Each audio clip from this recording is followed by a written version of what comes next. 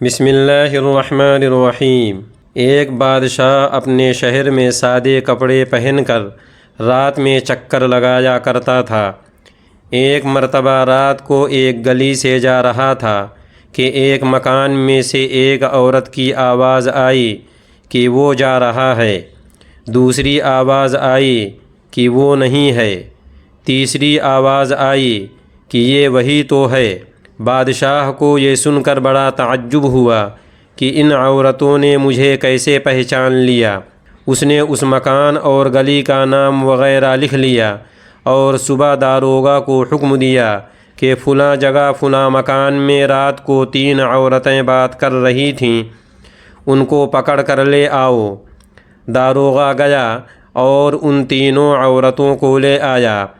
بادشاہ ان کی طرف مخاطب ہو کر کہنے لگا، تم سب رات کو جو باتیں کر رہی تھیں وہ کیا تھیں؟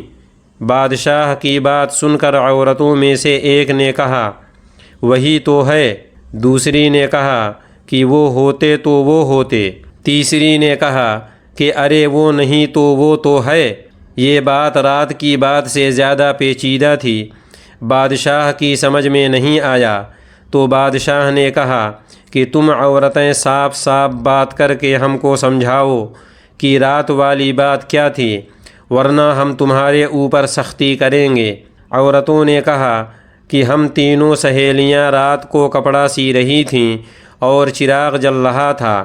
اتفاق سے چراغ میں روشنی کم ہونے لگی تو میں نے سہیلیوں سے کہا کہ وہ جا رہا ہے، یعنی چراغ بجھ رہا ہے۔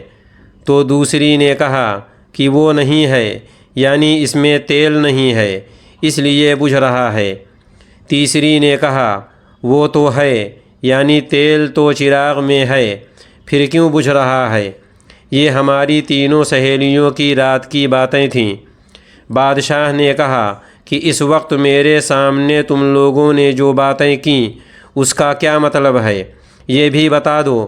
عورتوں نے جواب دیا کہ پہلے آپ ہم لوگوں کے لیے معافی نامہ لکھ دیں کہ ہم تم سب کو کچھ نہیں کریں گے، تو ہم آپ کو بتلا دیں گے۔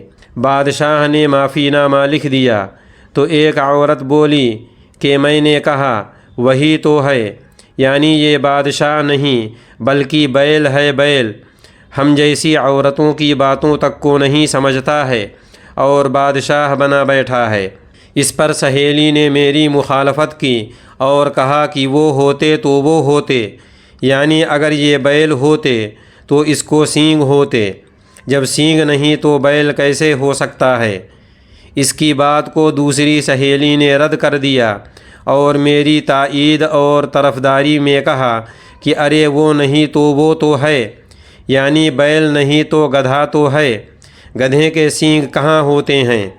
ان عورتوں کی عجیب و غریب باتیں سن کر بادشاہ بھی حیران ہو گیا، یہ عورتیں کتنی عقل مند اور چالاک ہیں، ایسی باتیں کیں کہ میں بادشاہ ہو کر بھی نہیں سمجھ سکا۔